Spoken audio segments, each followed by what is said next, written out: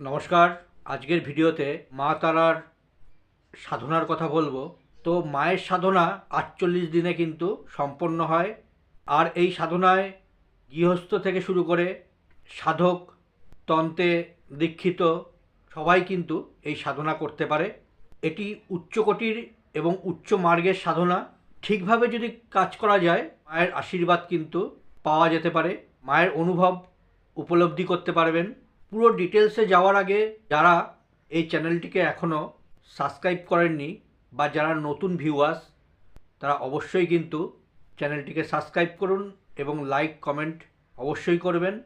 আর যারা আমার সঙ্গে যোগাযোগ করতে চাইছেন, আমার দুটো নম্বর আছে। এই দুটো নম্বরের অতিরিক্ত অন্য কোনো নম্বর নেই। নম্বর অল টাইম খোলা থাকে, তবে সবসময় ফোন করবেন না। রাত্রির ৮টা থেকে 10টা পর্যন্ত আপনারা ফোন করতে পারেন। যে কোনো সমস্যায় অবশ্যই আমি মার্গ দেখাবো। আমার কাছে যারা আসে বা যেই কাজ আমি মনে করব যে পারবো, অবশ্যই কিন্তু আমি সেই কাজ হাতে নেব, অন্যথায় কিন্তু আমি নেব না। তো চলুন আজকের সাধনাতে ফিরে আসা যাক। তো এই মায়ের সাধনা বা তারা মায়ের সাধনা করতে গেলে ৪৮ দিন সময় লাগে। যে কোনো কেউ করতে পারে, স্ত্রী পুরুষ মায়ের সাধনায় রত হতে পারেন।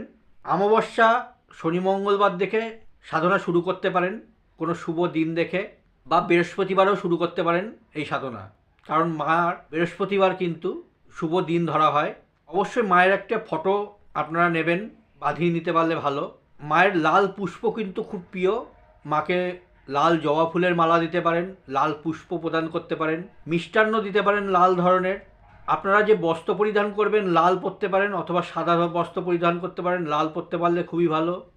লাল আসন থাকবে, বা সাদা আসন বা লাল আসন। সেই লাল বা সাদা আসনে আপনারা বসে লাল বস্ত্র পরিধান করে বসে 12টা থেকে 3টে পর্যন্ত এই সাধনায় করতে পারেন। ১.৫ লক্ষ জপ করতে হবে। মন্ত্রটি আমি ভিডিওর ডেসক্রিপশন বা ভিডিওর লাস্টে দেওয়া থাকবে, ওখান থেকে আপনারা দেখে নেবেন।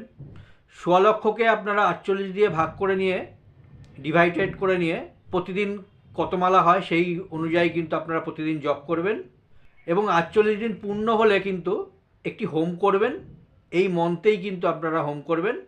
তবে এই মন্ত্রতে মায়ের সাধনায় বসার আগে মন্ত্রটি আগে ভালো করে কিন্তু পাঠ করে নেবেন, যাতে ভুল না হয়। মন্ত্রে ভুল থাকলে সেই মন্ত্র কিন্তু কোনো কাজে লাগবে না। এই সাধনায় সিদ্ধিলাভ করলে মায়ের দর্শন কিন্তু আপনারা প্রত্যক্ষ দেখতে পারেন, যদি সঠিকভাবে সঠিক নিয়মে করতে পারেন। অবশ্যই কিন্তু শুদ্ধভাবে, কিন্তু শুদ্ধাচারে শুদ্ধ বস্ত্র পরে নিয়ে কিন্তু করতে হবে। রাতের বেলা কিন্তু মায়ের দর্শন কিন্তু পেতে পারেন, স্বপ্নেতেও দর্শন পেতে পারেন মায়ের। এতে কিন্তু মায়ের আশীর্বাদ পেতে পারেন। সুখ সমৃদ্ধি দুঃখ কষ্ট কিন্তু নাশ করে এই মায়ের সাধনায়। স্বপ্নে কিন্তু মাকে প্রত্যক্ষ করতে পারেন। অনেক সময় কিন্তু মাথার ওপর দেখবেন হাতের স্পর্শ অনুভব করতে পারেন, বা গায়ে কিন্তু স্পর্শ অনুভব করতে পারেন। তাহলে ভাববেন যে মায়ের স্পর্শ মানে মায়ের আশীর্বাদ কিন্তু আপনি প্রাপ্ত করেছেন। মাথায় স্পর্শ মানে আপনার যত দুঃখ কষ্ট শোক তাপ সব কিন্তু মা হরণ করে নেবে। গায়ের স্পর্শ আপনার রোগ থাকবে যেখানে, সেই কিন্তু দূর হয়ে যাবে। রুদ্রাক্ষ মালায় কিন্তু জপ করবেন। এমনিতে রুদ্রাক্ষ মালা যে কোনো সাধনার ক্ষেত্রে কিন্তু ব্যবহার করা যায়। তো তারামায়ের ক্ষেত্রেও কিন্তু জপ কিন্তু আপনারা রুদ্রাক্ষ মালায় করবেন। পরবর্তী ভিডিওতে তারামায়ের আরেকটি সাধনার কথা বলবো। আজকের মতো এখানেই। ভালো থাকবেন, সুস্থ থাকবেন। নমস্কার।